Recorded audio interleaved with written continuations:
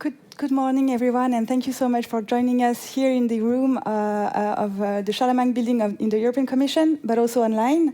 So welcome all. My name is Camille Defar. I'm the head of the Jacques Delors Energy Center, and I'm very happy to be the moderator of this session on the untapped potential of sufficiency to meet our climate goals.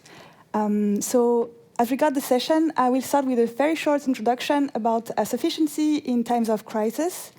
And then I will leave the floor to two prominent experts to set the scene at the international and EU level. So Yamina Saheb, who will join us online, who's an IPCC lead author, among many other things, as well as Yves Marignac, who's the head of the Nuclear and Fossil Energies at Negawatt Institute.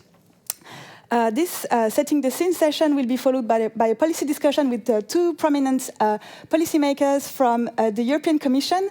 So Cécile Hanoun, who's the head of unit of climate governance plans and climate mainstreaming at the European Commission, DG Climate, as well as Ada Amon.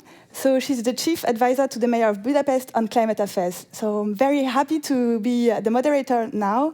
And following these two sessions, we have a time to discuss with you about the questions you might have and comments you might have, both online and here in this room.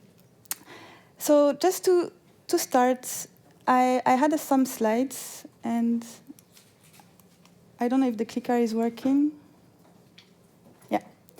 I actually wanted to show you what happened with the war in Ukraine, as well as the pandemic recovery. So we've had a very sharp increase in gas prices due to the risk and the realization of this risk of supply disruption from Russia. And this actually led to up to 20% of gas reduction in demand year on year. So you can see a strong correlation between price and the demand of gas. And so this risk of scarcity led to price increases, which, if not anticipated, can really lead to demand destruction, which means interruption of industrial activities in some energy-intensive sectors, as well as the increase of the cost of living, leading to energy poverty. I just wanted to show you this graph just to mention that gas is mostly used for electricity generation, as well as in heating in buildings and industry. And just to distinguish between sufficiency and efficiency, I think it is important because, as you maybe noticed, this sufficiency session is embedded within an efficiency morning in the European Sustainable Energy Week. But there are two very different streams. And although they regard demand reduction, you can see that this graph shows you the CO2 emissions in residential buildings in Europe, and this evolution between 1990 and 2018. And you can see that in green, you had decrease in emission thanks to efficiency, so improvement in building insulation, for example, but also renewables, so decarbonizing heating. But these actually improvement in efficiency was mostly compensated by the increase of population, but also the increase in the size of houses. This really shows you how important sufficiency is if we want to make the best of our efficiency efforts. I think Yamina will explain this even better than I.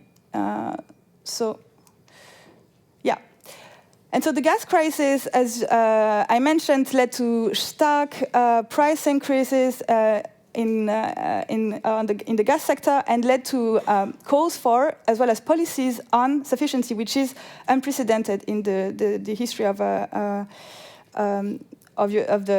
EU, although it can recall some of the efforts made after the oil crisis in the 70s. But we've had a European Commission communication on safe gas for a safe winter. And I'm speaking about unprecedented efforts at the EU level because we've had recommendations to decrease heating and cooling needs, as well as to decrease speed in the motorways. So these, we also had unprecedented efforts in terms of policy coordination at the national level, with voluntary gas consumption targets that was reconducted for 1 year, and electricity demand reduction. So we've seen that I will come back to it in a few slides, but the gas demand reduction target was achieved, but the electricity demand reduction wasn't, and there's explanations for that.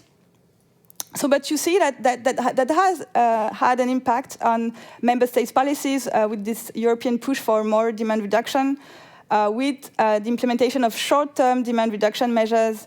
So I mentioned temperature limits, reduced heatings in public pools, for example, but also the reduction in lighting of monuments, offices, and shops at night, for example, as well as public communication campaigns. But you can see with the different shades of green on this map that efforts weren't as ambitious in all countries.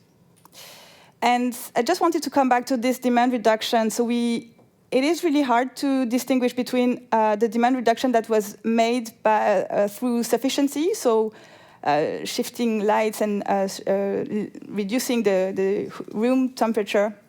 It is really hard to distinguish this from other factors. So you see in the power, buildings, and industry sectors, which are the main consumers of gas, as I mentioned, there has been strong demand reduction, although it was mostly due to weather, as you can see in purple in the middle line in buildings, and production curtailment in the industrial field. So this is not necessarily sufficiency, because weather can change, and production curtailment doesn't really mean that we are maintaining a sufficient economic production. Electricity was a bit mixed in terms of effect, because we've had less hydro and less nuclear last year, meaning that the reduction actually didn't really compensate for this, the lack of electricity generation capacity. And you can see that the International Energy Agency, which made this graph, struggled to distinguish between the weather effect and in the demand reduction, as you can see in orange. So before we turn to our policy experts, just wanted to mention that the message I want to pass is that sufficiency is not demand reduction. And it doesn't really only rest on your individual choice.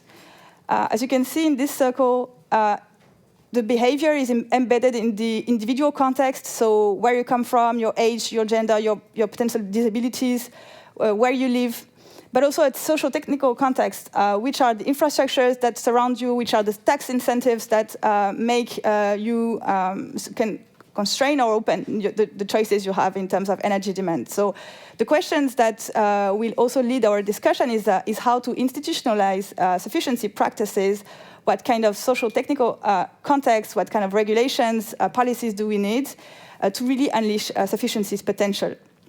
So without further ado, I will pass the floor to Yamina Saheb, so IPCC lead author and senior energy policy analyst at OpenX, as well as a lecturer and researcher at Sciences Po. Many of you know her already because she's been leading the efforts of integrating sufficiency in the IPCC report latest edition. So Yamina, we are very honored to have you today, and the floor is yours. Good morning, everyone. Thank you for the opportunity to participate to EU Sustainable Energy Week. I regret that I am not with you in Brussels, but it's because of the new finance pact that we have, a summit that we are having in Paris. So now, what sufficiency is about? If you can go to my slides, the first one, the second slide, because the first one is just the template. Yeah, the previous one, please. So sufficiency, as we included it in the IPCC report, is articulated around 4 pillars. And you need these 4 pillars to qualify any policy as a sufficiency policy. The first pillar is the fact that sufficiency is a set of policy measures and daily practices. The order in which we put these two concepts is very important. It's the policy measures first that lead to daily practices, and then you will notice that here the word behavior change does not appear, because behavior change focuses on individual actions, while as individuals we are locked in the solutions that are allowed, that are put in the market by the industry because allowed by the policies. So if we don't have the right policies, if we don't have sufficiency policies, which is the case today in all EU binding instruments, then it is unlikely that our daily practices would move in the right direction, and for sure our behavior will go in the wrong direction. A good illustration of that is, for example, how our cities have changed, the mobility in our cities has changed through after policymakers at local level mainly have put in place biking lines. Safe biking lines have made biking a daily practice in our society. It became a new norm in our society. And it's only when this is done that we as citizens, we can change our behavior. Otherwise, we are locked in car dependency. What these policies do is they aim at avoiding upfront. In the original definition, we had the word upfront, but in the summary for policymaker, it was not there. Avoiding upfront the demand for all natural resources. Here, I mentioned energy, materials, land, and water. So sufficiency, for those who were not following this debate, France is the only EU country that mentions sufficiency in its energy transition law. However, the fact that we mention sufficiency in our energy transition law does not mean that we defined it in the law. So there is no definition in the French law. And the second drawback of the French approach is that the focus is mainly on energy so far, has never been focused on materials, land use, and water and other natural resources, while we should be looking to all natural resources. And then the third drawback in the French approach to sufficiency is the fact that the focus has been mainly on behavior change. But as you have seen in the first pillar of sufficiency, behavior change is a consequence or a result of the policies that we should be putting in place, and not the driver of the policies. And this is why, as mentioned by Camille, so to address the energy crisis that we are facing, the French government developed energy sufficiency plans. However, these energy sufficiency plans, I do label them as behavior change plans, and the focus has been shifted from policy making to policymakers to citizens. So the burden of the transition and addressing the challenges of the 21st century is put on individuals taken separately, because when we are single individuals, we are powerless, and we are powerful only if we are collectively together, and being collectively together means we need policies. So this is the second pillar. It's to avoid the demand for all natural resources. The third pillar is that these policies, they aim at delivering human well-being for all. So sufficiency is not about, is more about protecting the most vulnerable ones. It is a constraint. If sufficiency policies would be implemented, sufficiency will be a constraint for the most polluting people or the most polluting practices, which are the richest ones. And this is possible only protecting, actually, it's the question of justice and equity that is behind the third pillar. And this clarifies that sufficiency, for example, there is a debate in France. Some people mix up energy poverty and sufficiency. Energy poverty is not sufficiency.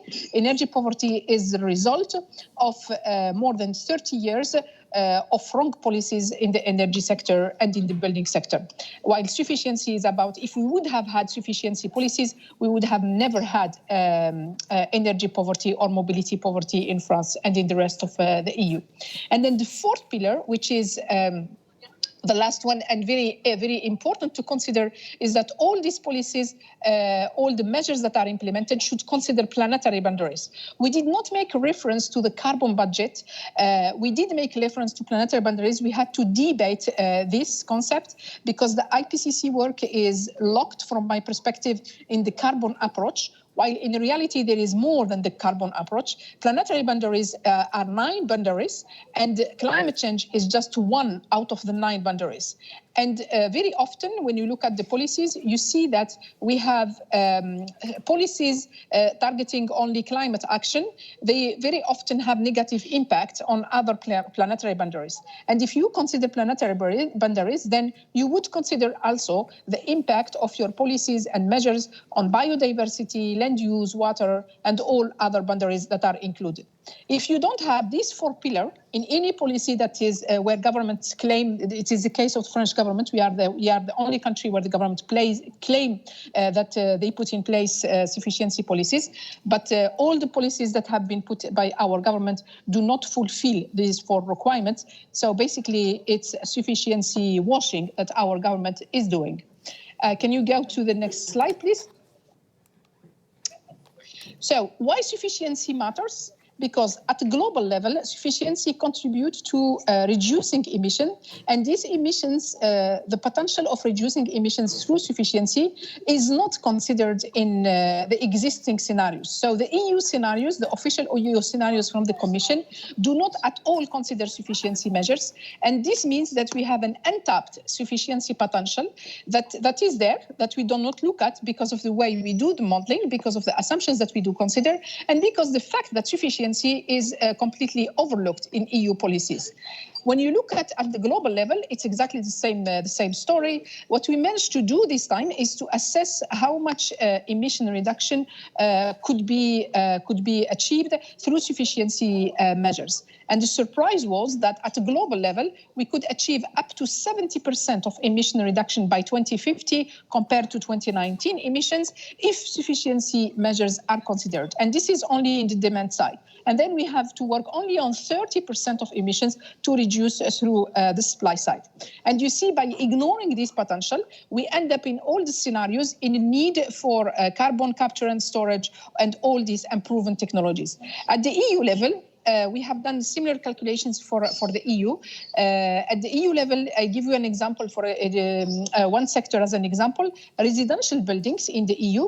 Over the period 1990 to 2018, we missed the opportunity to reduce emissions of the residential buildings by 30% because we did not consider sufficiency measures. And in the future, we still have around 40% of emission reduction in the demand side only. And to this, you add the supply side. So, and this is the way to decarbonize. To conclude, I would say that sufficiency goes far beyond the energy approach, the energy and climate approach that we have today. And we know that the 1.5 degree target, we have enough now scientific evidence that the 1.5 degree target is out of reach if we continue to ignore sufficiency policies. And in the case of the EU, becoming climate neutral by 2050 is simply impossible if we do not consider sufficiency in our policies. And that's why I'm delighted that this is the second time that sufficiency, to my knowledge, is discussed in Brussels, in a forum in Brussels.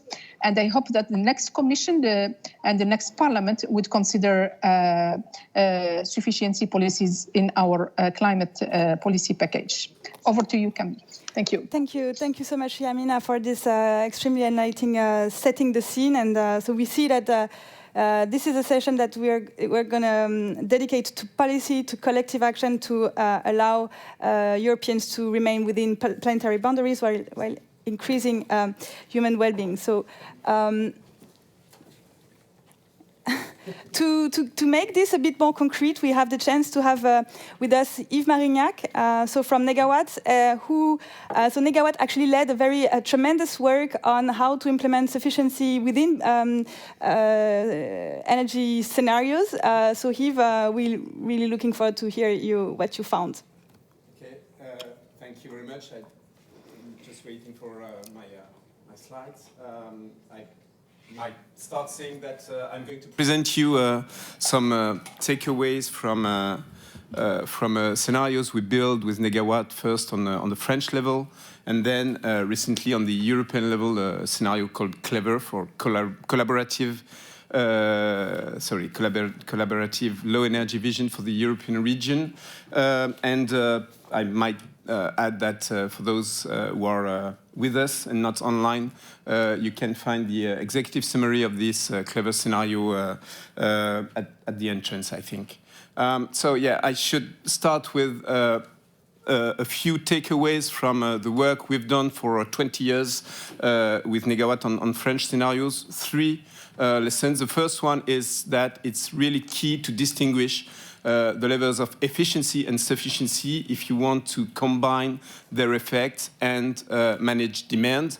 That means looking at the whole energy chain from primary energy to energy services, which are the reason for the energy system itself, and focusing, when we talk about sufficiency, on the individual and collective action we can have on uses of energy before we address the more traditional efficiency level, and sufficiency and efficiency together are needed to aim for substituting energy resources, which is, of course, what we need to make the system more sustainable.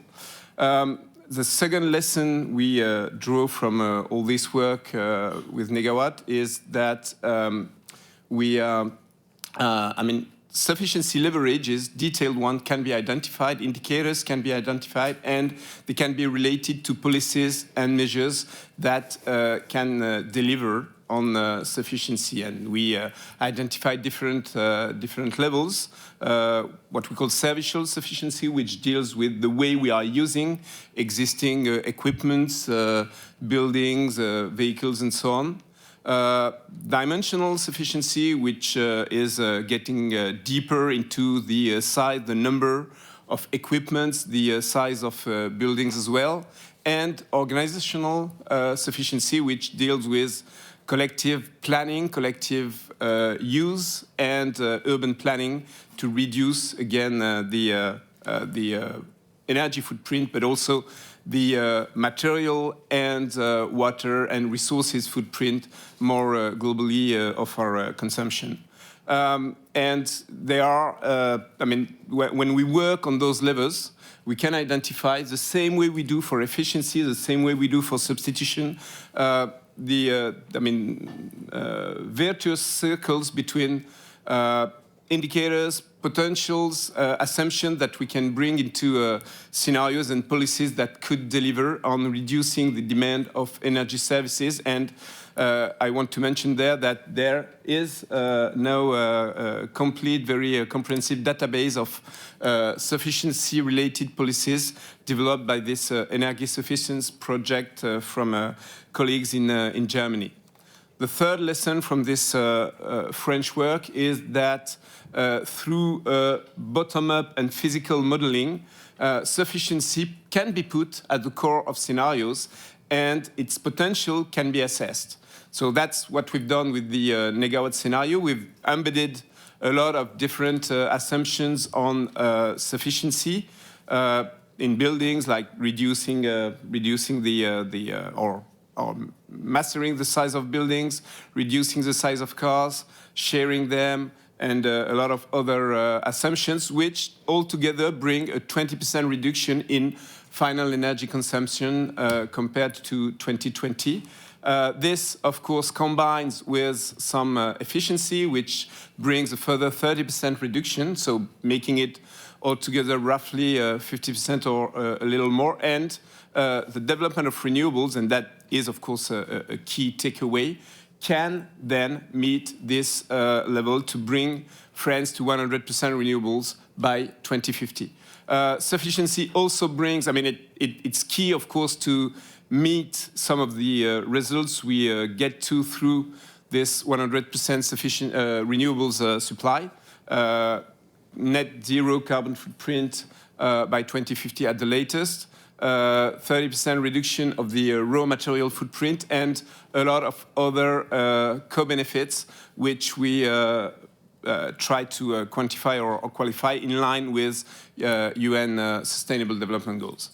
Based on all these lessons, we started 5 years ago to develop this clever scenario, which, as I already mentioned, starts with the idea of a collaborative work with some colleagues and a network of altogether more than 25 partners within Europe to build this bottom-up construct, starting with national trajectories and integrating them into a European one.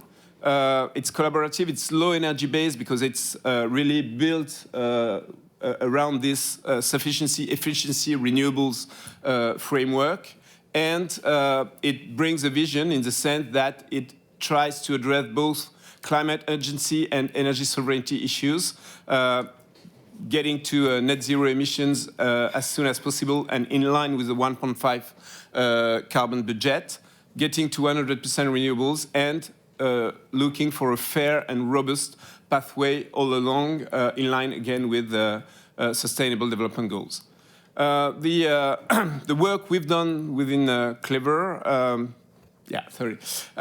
shows that we can get to carbon neutrality by 2045 on the EU level. We can, and again, in line with the 1.5 carbon, fair 1.5 carbon budget, we can get to a 55% reduction of total final energy consumption through all sectors and with a fair burden between the countries. And we can get to 100% renewables by 2050 and get rid, of course, of energy, bad energy imports. And the key takeaway here is really that cross-sectoral sufficiency through corridors of convergence, and I'll come back to that in a second, is key to meet these three main objectives. And again, in line with what Yamina said, I mean, we didn't quantify other outputs in our scenario, like the one on reducing raw materials footprint, for instance, but obviously sufficiency is also key to bring more sustainability to this scenario on top of these three results. Sufficiency can only, of course, be supported by ambitious policies, and I'm completely, I could not more agree with what Yamina said about the fact that behavior change is not a consequence of policies, but is a consequence of policies and not the thing to focus on at first. Just giving some highlights of some sufficiency assumptions we are considering in the scenario. On the building sector, residential sector, we look for servicial or more immediate sufficiency, like better setting of heating, of heat water systems and so on. So moderate the temperature, for instance, of heating and cooling. Work on the living space, reducing the square meters or making them converging, and work on the calibration of appliances. And I just mentioned earlier this idea of corridors of convergence of energy services. This was really key to discuss within our network with representatives of different countries, how we can address the need to fairer share of energy services within Europe, because there are a lot of differences that are still there. So we worked on this idea of converging, and you can see in that example that the targets we set and tried to achieve in each country, though it was more difficult in some than others, is, for instance, between 32 and 40 square meters per person in that case. This, of course, comes with a lot of ideas and recommendations about policies regarding land take limitation, incentives to smaller sized living space, low energy consumption offers on the supply side, and some products regulation. Finally, on the mobility sector, the same way, we tried to identify some key levers and policies that includes reduction of modal shift, reduction of distances, car sharing, and reducing also the size of cars, for instance. When it comes to corridors, I can illustrate the work we've done on the distances, yearly distances covered per capita. We set the corridor between 10,000 and 15,000 kilometers per person per year. And again, we thought of a lot of possible policies to deliver. Frequent flyer levy, because there's obviously an issue with flying. Substitution of rail services to flight. 15-minute cities, cycling and rail infrastructures, of course, and solutions for carpooling and car sharing, for instance. And just as a conclusion, we really think, based on that work, that Europe must raise its ambition and reinforce its strategy by putting sufficiency first principle on top of its energy and climate agenda. That is the way to deliver on 100%, 1.5 on getting to 100% renewables, reducing our energy and resources footprint, and bringing more equity and solidarity.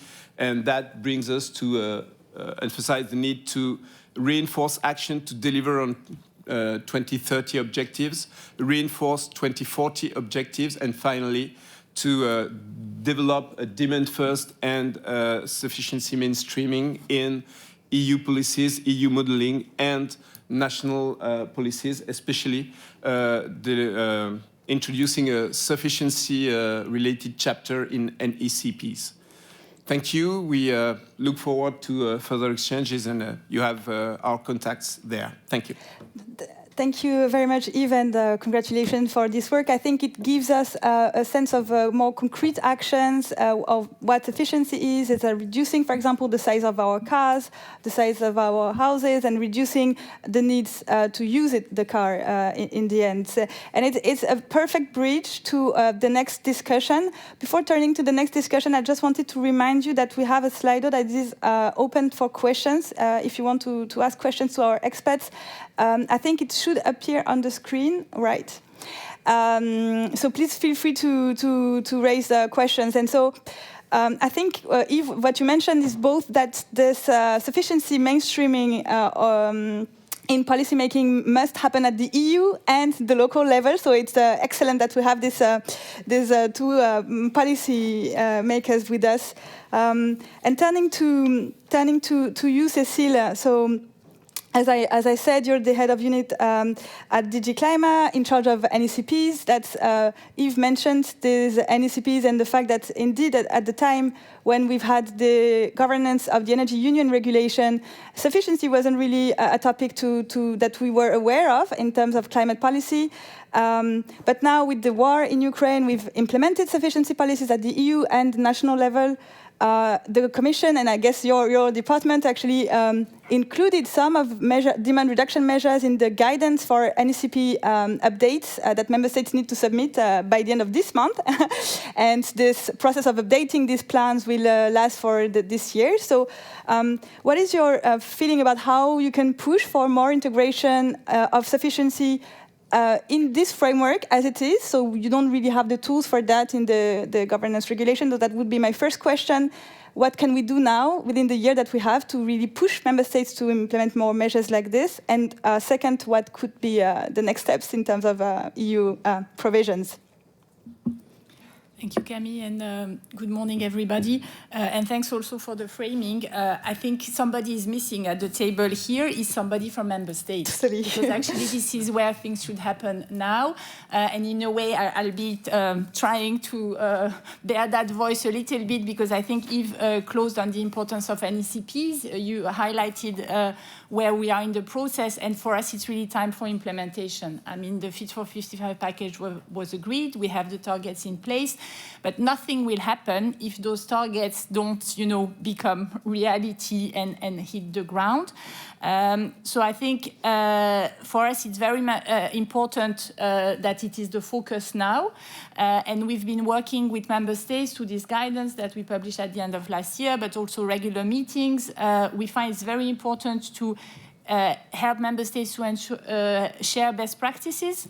And I think what we heard so far is also really interesting in terms of positive examples of things that could be explored, because I think sometimes policy design is also not always easy, of course, how to do things.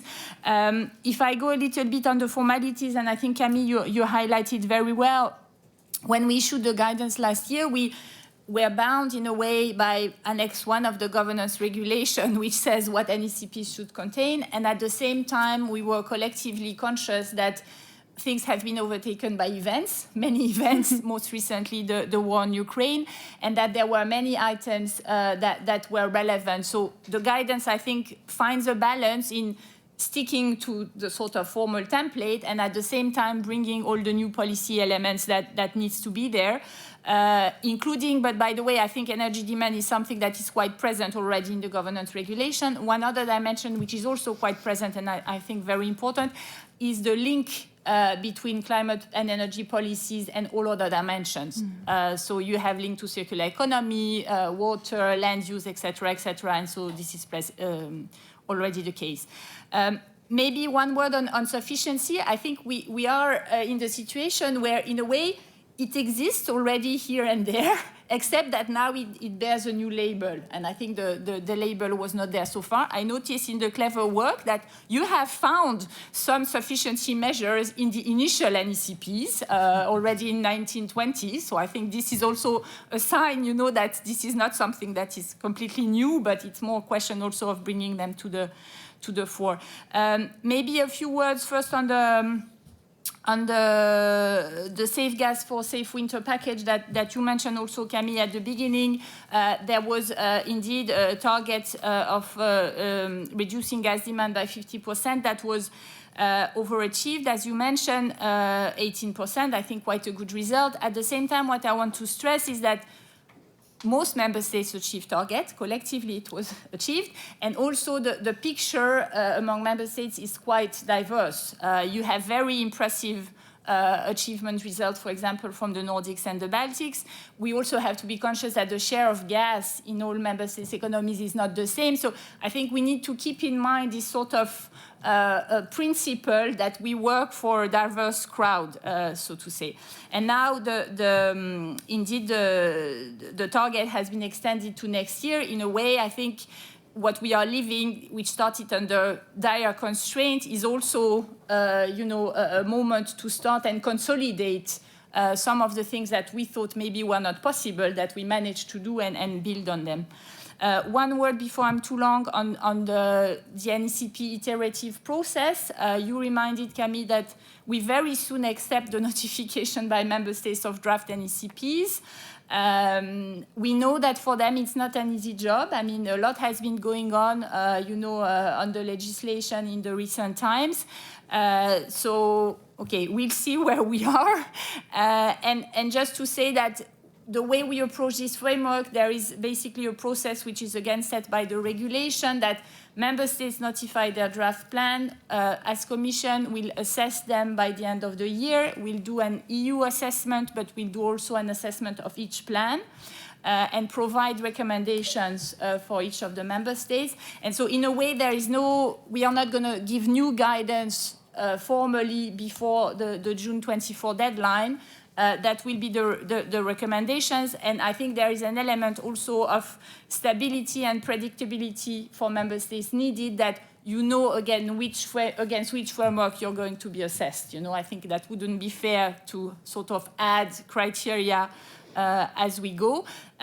We have maybe a more longer-term perspective, and I just wanted to mention that even if it's not completely fully official yet, that the process has been starting. The governance regulation, like all EU legislation, has also a review clause which looks at a time frame, like also many pieces of legislation, within 6 months of the global stock take. So we are also going to start the work on evaluating the governance regulation, and there will be occasions where I think we will be looking forward to hear for views about how things have been working so far.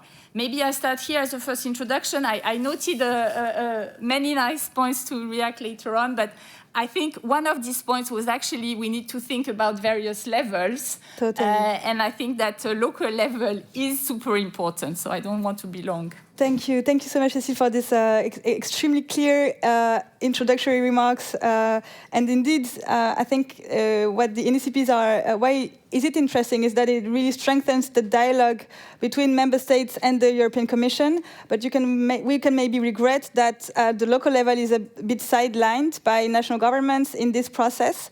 So Ada, you've been working really on the ground with the energy price crisis and as the chief advisor to the mayor of Budapest in climate affairs. So there's a specific national context in which you're operating as well. So what is your, how does this discussion resonate with your work and your experience in Budapest? Well, thank you for having me in this very interesting discussion.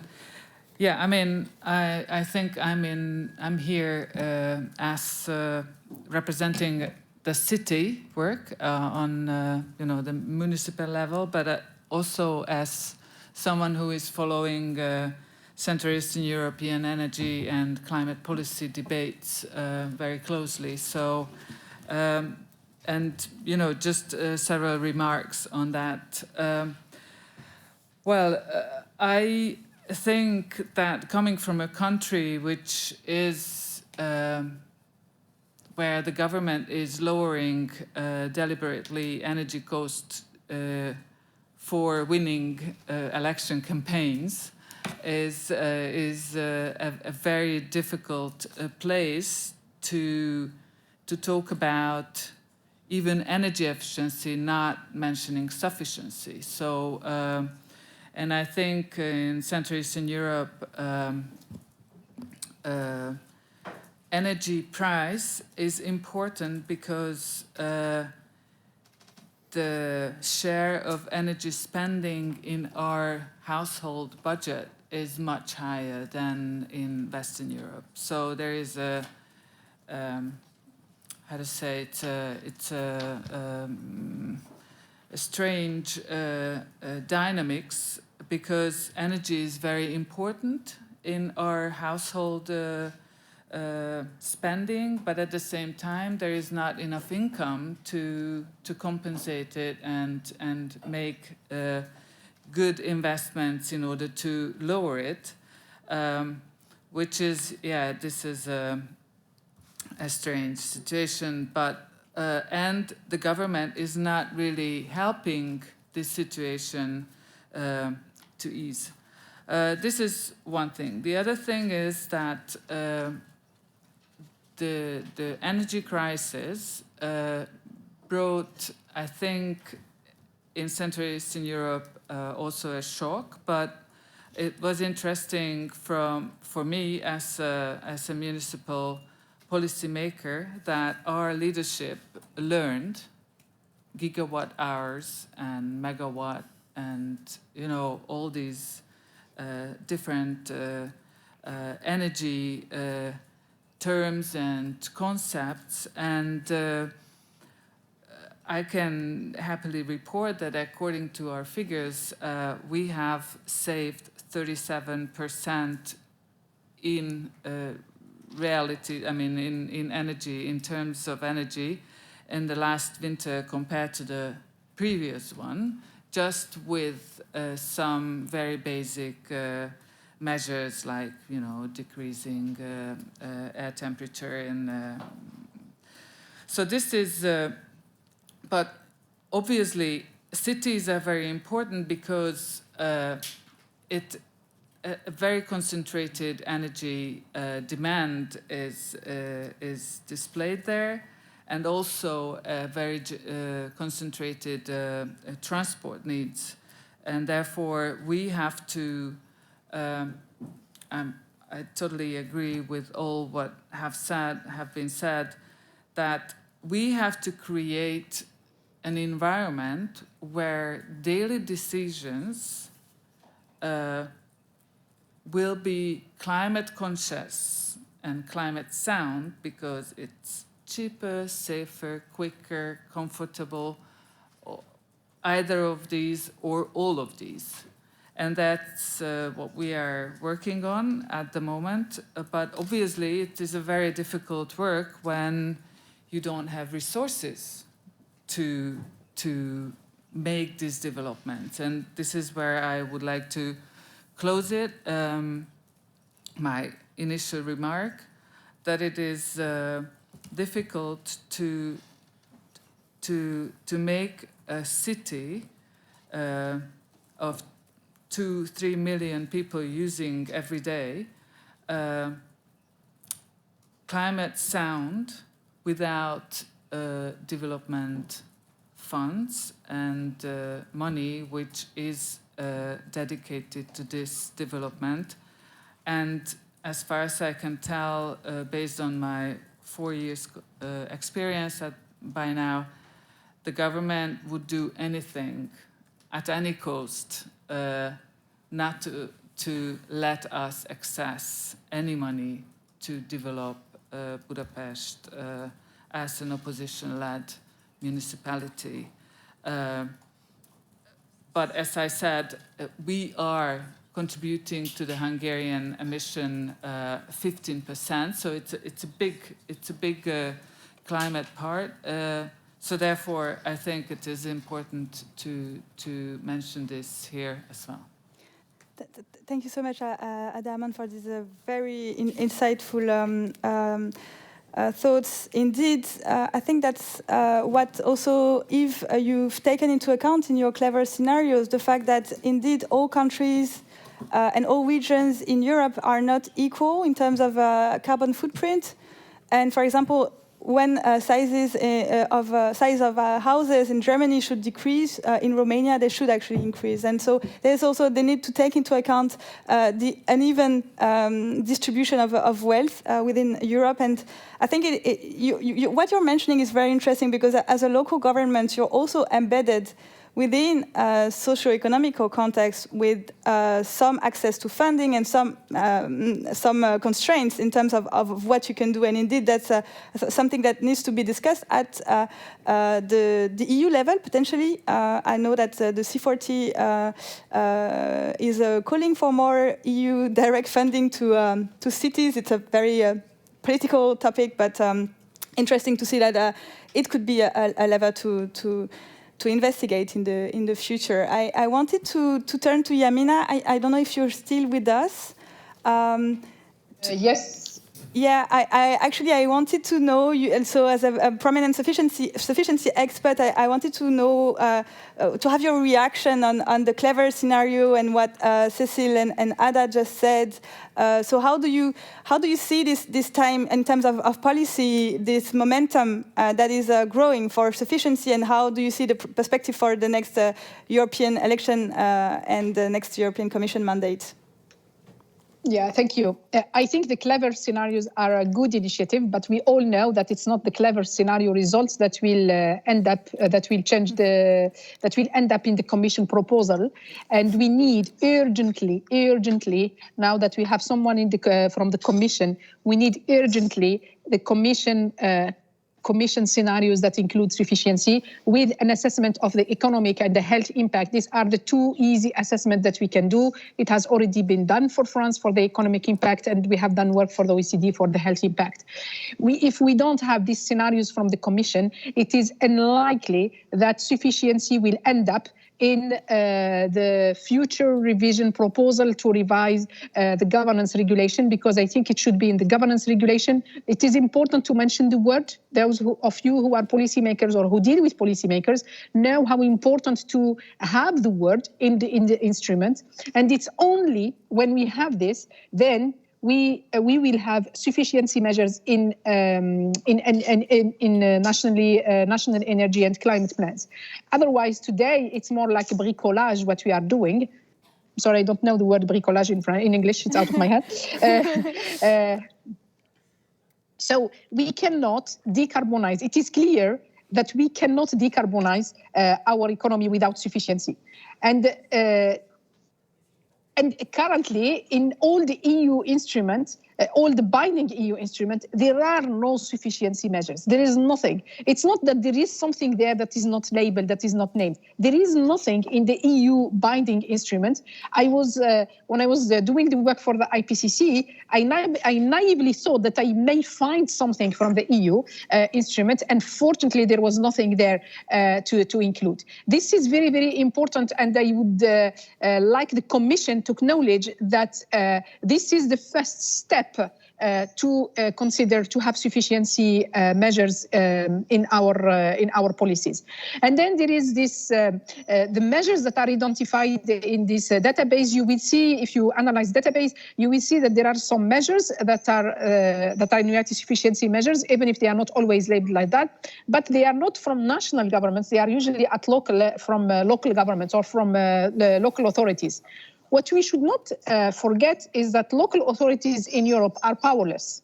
They don't have the power. The climate policies that we have in the EU are in our countries and implemented at local level are EU policies. And that's why the EU is either the driver of sufficiency and that will lead us to decarbonization and to the just transition, because sufficiency is about climate justice, or the EU is going to be a barrier to this decarbonization.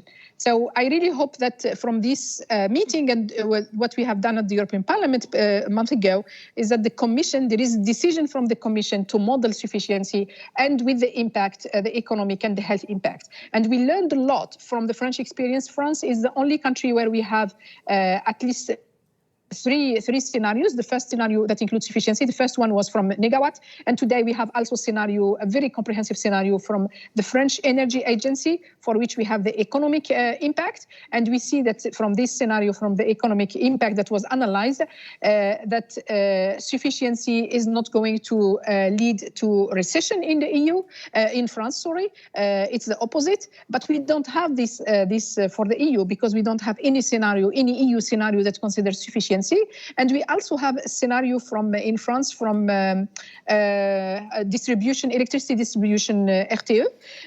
And the same, it shows that without sufficiency, we will have trouble with our electricity network. So I don't understand why sufficiency, and it's just for me as a scientist, no longer acceptable to see any scenario from the Commission that does not include sufficiency.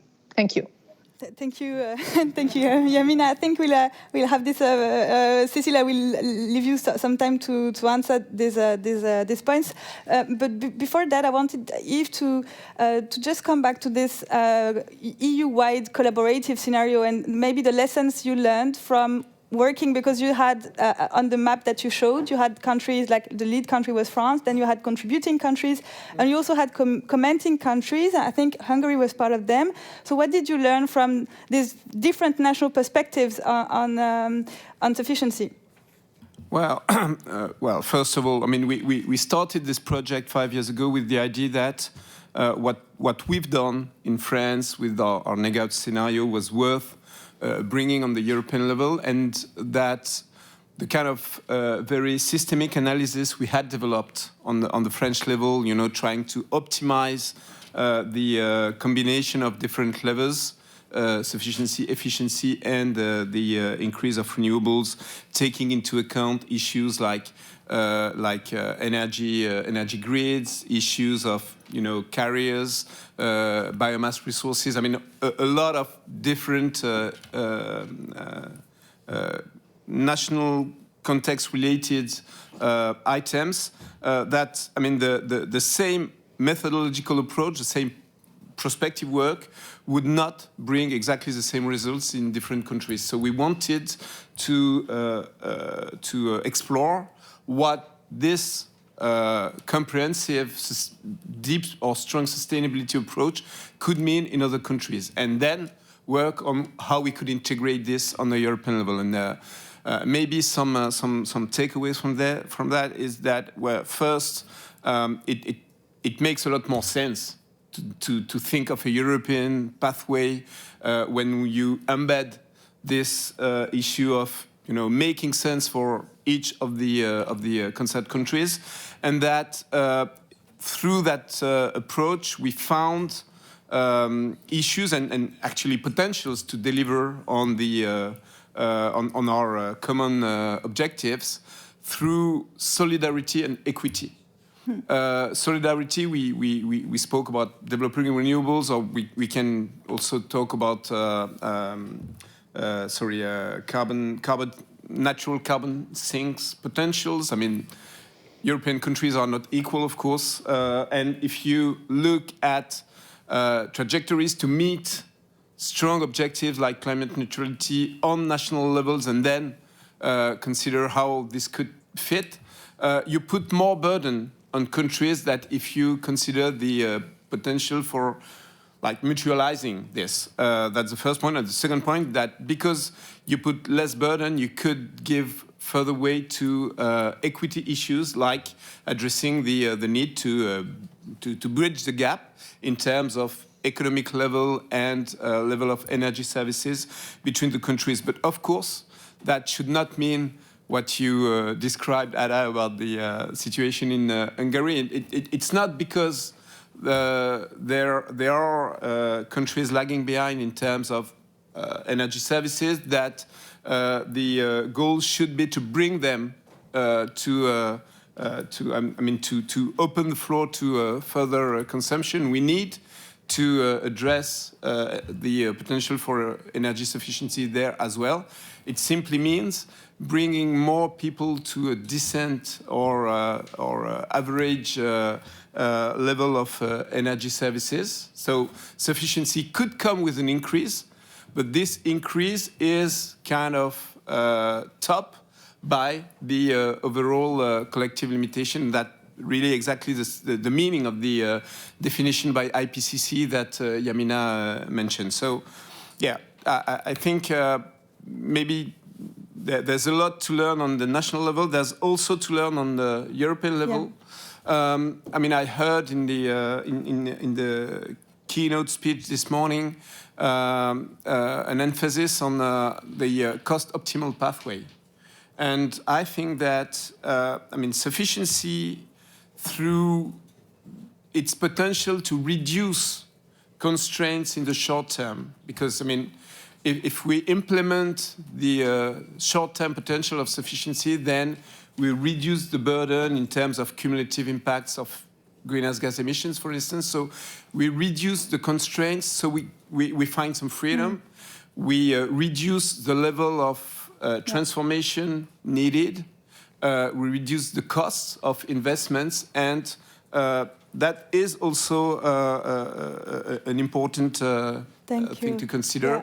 Even though, as Yamina said, we still don't have an economic assessment of the clever scenario, but some others are working on this, and I completely agree that we can't still develop models and scenarios that don't include sufficiency and try to give it some political meaning from an economic and social perspective. Thank you, Yves. And indeed, I think what we see is that we need more collective action, but behind this word collective, there's a more EU solidarity and collaboration, but there's also more efforts with all the stakeholders that are willing to act, such as cities all across Europe, that could actually benefit from sufficiency. And this an interesting study that is forthcoming from the Wuppertal Institute that showed that citizen assemblies all across Europe tend to favor much more bolder sufficiency measures than those that are implemented or debated within national parliaments. And indeed, we can regret that we don't have member states in this this room, because they are the ones that could actually foster more both EU integration, but also the integration of the local level within this European process of climate action and the European Green Deal. Cécile, you've been you must have many things to say now, so I'll just give you the floor to answer some of the concerns and suggestions that were shared. Thank you, Camille, and thank you. I mean, I feel targeted a little bit, of course, but by what Yamina has said, but it's part of the healthy discussion, I think. And actually, that gives me the occasion to mention a few things also that I didn't mention, and also recognizing the input of works like Clever in the work that we are doing now, because in parallel to focusing on implementation, which I repeat is really, really important if we want to get anywhere, we are also starting the work on the next targets, because this is the framework that the climate law has given us. And so we are starting the work on the 2040 target and the related carbon budget. By the way, again, a deadline very soon. The public consultation is open, I think, until the end of this week. So if you want to contribute, that's also the moment. And in that context, I think, okay, it's not the moment that, you know, we say, yes, we are going to do this or we are going to do that. We are in that phase of indeed preparation of the assessment, also hearing from views. And I think the work, for example, that was done with Clever is clearly a very useful input for these reflections. Useful input, I have to say also, last week we had the first report of the European Scientific Board on climate change. And by curiosity, before coming here, I did a quick controlled search, but the word sufficiency is not very much mentioned, I have to say. And it's also, okay, one source of input from our work, but obviously that our work also will need to assess other elements, including investment needs, including the social impacts, and I think this is really something that needs to stay at the core, solidarity between member states, but also solidarity within member states and what kind of tools we have for that. But okay, just a message to Yamina, your call is fully understood and will be passed on to my colleagues directly, because the work on 2040 is led in another unit. Maybe one word on funding, because I think, okay, we can only sympathize. I think when we hear Ada, it's true that most of the funding instruments at EU level basically go through, the national level one way or the other, including the cohesion funding. Personally, I've been involved a little bit in the preparation of territorial just transition plans under the just transition, and that was also an interesting exercise because we were targeting, specific regions in the member states, but you could also see in some member states this tension, between the national and the regional level, and of course, we also in the hands of member states institutional setups that some of them give more or less freedom, to the constitutionally to the various levels of governments. We have, however, a few instruments, but they don't give enough money. I'm pretty open about that are directly accessible without depending on member states. We have the LIFE program for energy and climate. I think it's always good to remind that it's an available possibility. And then we have also the work on missions, which is funded by the research budget under Horizon Europe. And we have two climate-relevant missions for cities, carbon neutrality, and for adaptation. Again, I know there is not enough money, but still I think it's important to mention that we reflect on this. And somebody earlier mentioned, looking at the next parliament and the next commission, no doubt that these funding questions and, the shape of the next multi-annual financial framework will be there. Maybe two more comments, again, trying not to be long. I felt also compelled by Yamina's statement about, there is absolutely nothing in EU legislation. We've done a little bit of a mapping too, but I do find that there are elements, and I think the difficulty in implementing them show also some of the challenges. But I think on the circular economy side, you have legislation on waste packaging, you have single use of plastics, right to repair was at some point, an objective too. But and I think labeling in general is a very powerful tool. For energy and for other things, I think just the effect, that's more personal reflection, but on food labeling, for example, this wording, the fact that the wording was chosen, best before, how it conveys to the person whether you can still eat some food product after the date or not. In many cases, this date for non-fresh product is just about, the the quality or the crunchiness of the biscuit, so I don't know what, but then the choice of the words and the communication really has a strong impact. So, but I very much agree that in a way, national level is also where things need to happen. I have to say it ends up being a little bit of a French panel, being a French national myself. Yeah. I don't know if it's by chance or because somehow the concept is more advanced.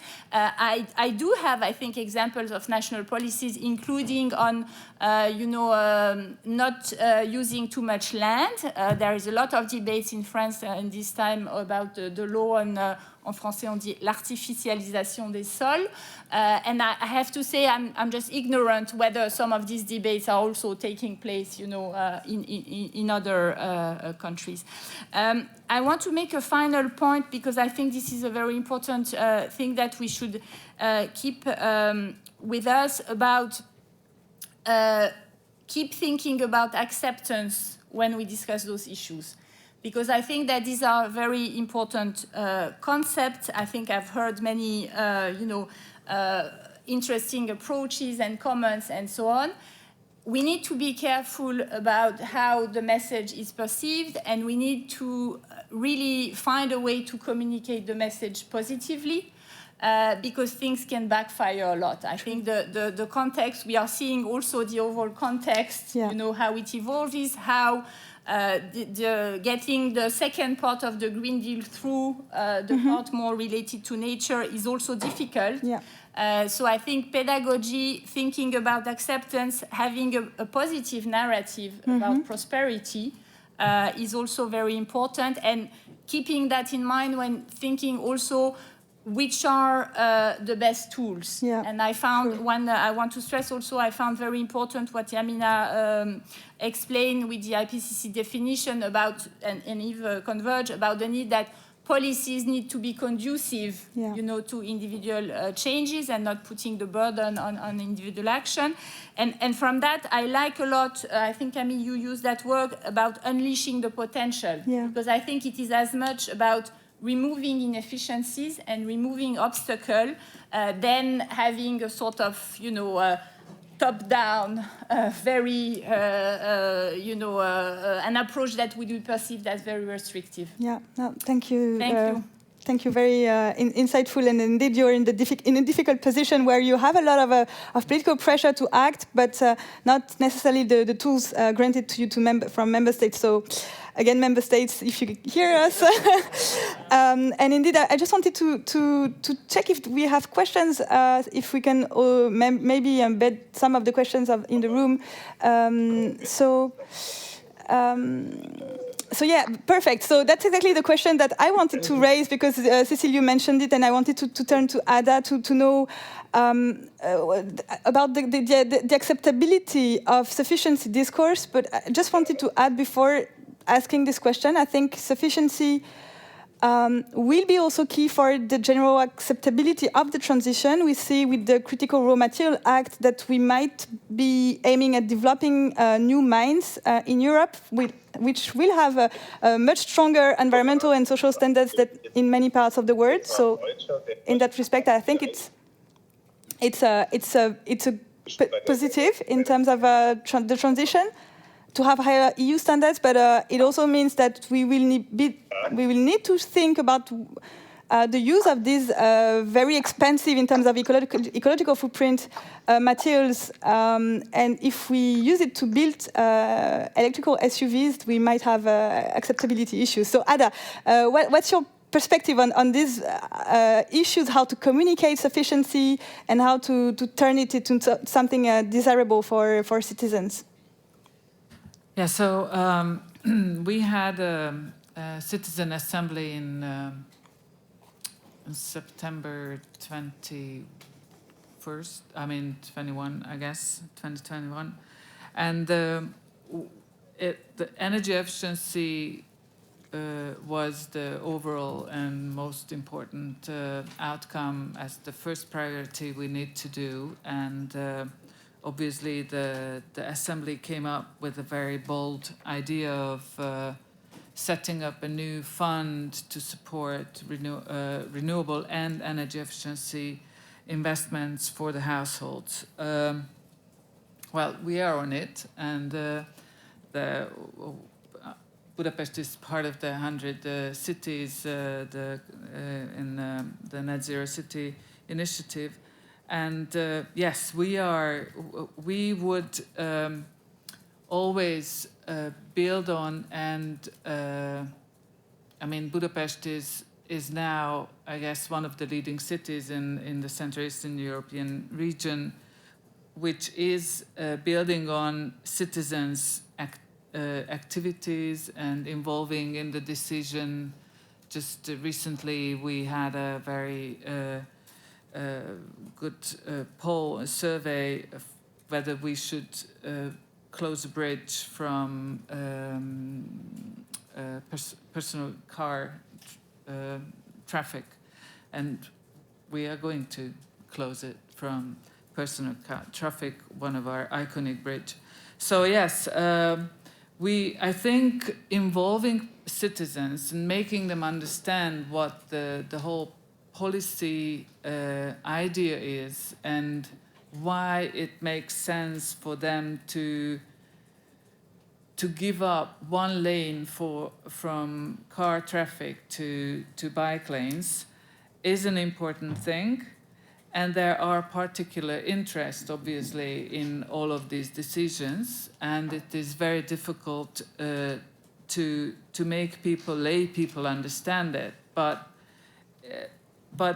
through like citizens' assemblies, we can understand how people think and what are the things, what makes them accept those decisions which are temporarily or in a short term is probably not that sympathetic or positive for them. So this is one thing. And just one, so we are using it. We're using it for transportation issues also in Budapest to how to use land, how to use space in cities, how to allocate for green traffic, parking. Why do we store these metal things in our cities rather than giving playgrounds for kids?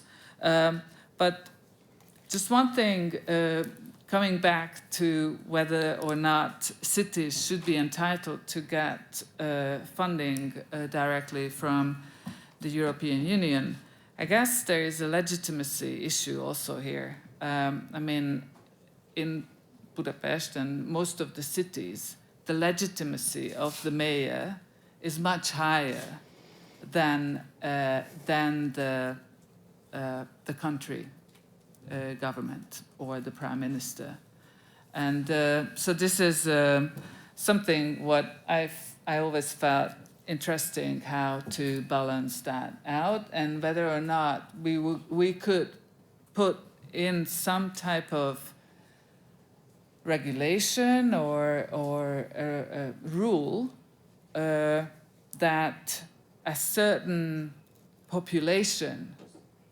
should get what they deserve, either GDP, population, the heaviness and the density of infrastructure, or the investments lagging behind what. So there are many ways to measure or to put it in place, but this is just one idea and one issue what you might consider. Thank you so much, Ada. It is indeed extremely insightful to learn more about how things are happening in Budapest, and indeed it is now we're entering into this question of institution and the balance of power and who can decide upon what and who's legitimate. And indeed, cities are much closer to citizens, and we can see in many ways that citizens' preferences are not properly reflected by policies. If you wanted to react. Yeah, thank you. When it comes to communicate positively and build on the fact that, yeah, actually citizens are very often, I mean, as you mentioned earlier, more ready for sufficiency than policymakers. I think I could point to three very important things. First, emphasize co-benefits. We came across a survey within the Clever Work on Copenhagen and why people are cycling in Copenhagen. And the first and second reasons are it's quicker and more practical. And the fact that it's good for the environment comes fifth or sixth. When we talk about getting speed limit down to 110 kilometers hours in France on motorways, we are often told this is not popular. If policymakers would emphasize that this is good to reduce mortality, reduce air pollution, reduce road congestion, reduce the burden of fuel on households, and reduce our dependency on oil imports, I mean, it should be popular. So it really depends on how you frame the narrative of such a policy. So that's the first point, co-benefits. The second one is to offer alternatives. There's been a lot of discussion about the yellow jersey crisis in France, and this was first understood as reluctance to sufficiency options because people didn't want to that a tax imposed them to use their car less. But the thing is, they are victims of decades of policies that ignored sufficiency, that ignored relevant urban planning and increases distances to run and increases dependency on car to cover them. So if you don't bring alternatives and actually reduce the constraint of being so dependent on car and bring freedom to use other ways, then you can't convey such a policy, of course. And the third point is to address social justice issues. And again, an example taken from recent discussions in France, we saw really a stiff debate on private jets. Not because private jets are a key item in the global energy or climate statistics, but because what was considered as inequalities that you could live with in a world of constant growth with no boundaries becomes injustice when you consider that we live within collective boundaries, and therefore when people really consume a lot more than is reasonable, that reduces capacity of others to just consume decently. And I think this is also a new perspective that policymakers should address if they want sufficiency policies to be really understood and as bringing all the benefits they bring. Thank you. Thank you. Yes, indeed. I think that's one of the key lessons. May I react? May I react? Oh, yes, of course. Yeah, I just wanted to mention, because the representative from the Commission said that the Climate Scientific Advisory Board published its report last week, and there is no mention of sufficiency there. And I would like to clarify why there is no mention of sufficiency there. It's because for this report, the modeling that has been used is based on what we call, the scenarios that have been used are based on what we call integrated assessment modeling, which is the dominant models today, and these models completely ignore sufficiency. It does not appear at all in the literature. I had the opportunity to go through all the scenarios for the IPCC report, trying to find sufficiency measures there. It's just out of the understanding of this community. So it's unsurprising. It's not surprising that it does not appear in this report. However, if you would like to have references, where sufficiency appears. So I have for you political declaration. It's last week, so the same week, we had in Paris the International Energy Agency Annual Energy Efficiency Conference was organized here, and the countries participating, 45 countries, including the EU, have endorsed what is called today the Versailles Declaration. And thanks to the French Energy Transition Minister, for the first time, sufficiency appears in political declaration. So for me, this is really a game changer, because one of the challenges that we have been facing each time we try to include sufficiency is that it's nowhere in any international political declaration. So I invite you to look at as well this political declaration to push for sufficiency in EU policies. Thank you.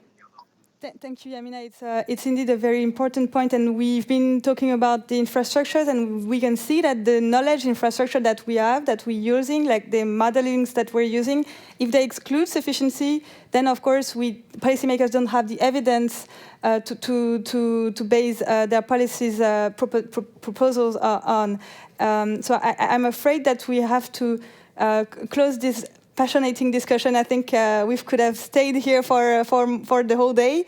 I think what I'm bringing home to me is the fact that indeed, like the war in Ukraine, actually reminded us what you mentioned. If the fact that it reminded us about the planetary boundaries and the fact that clean local energy is limited, and therefore we have to change paradigm in terms of. All our infrastructures that were built in the past 50 years were built around oil and gas. And this is also why it is really hard for European citizens to change at their level. And this is also why it is really important when you want to stop smoking, you first need to take the decision and then to put in place the right infrastructure to avoid and keep with this decision. So I think we have to go get rid of this addiction and it really needs a political push that we see that the Commission is increasingly aware of it, and thanks to, I think it is important to acknowledge that it is thanks to the civil society, local governments, and people on the ground that gives, and the work of Negawa, the work of the IPCC and Yamina, that gives actually policymakers the dynamic and the momentum to actually know they can act and then need to act, that to have this mandate, because we see that this transition, any change has a cost, and this cost really needs to be fairly distributed. Otherwise, we will have opposition from the right beneficiaries of this change. And this is something that really needs to be taken into account, and we can see that it is a democratic challenge, it is an institutional challenge, and how can we maybe rebalance our decision-making processes to achieve the changes that we actually all agree on, and we have scientific base for that. So, and this leads me to my concluding big thank you to Melanie, Selma, and Laetitia from Energy Cities and EEB. So, very important NGOs that really put this session together and did an extremely good work to offer us this very interesting discussion. So, thank you to them, and thank you all for listening to us.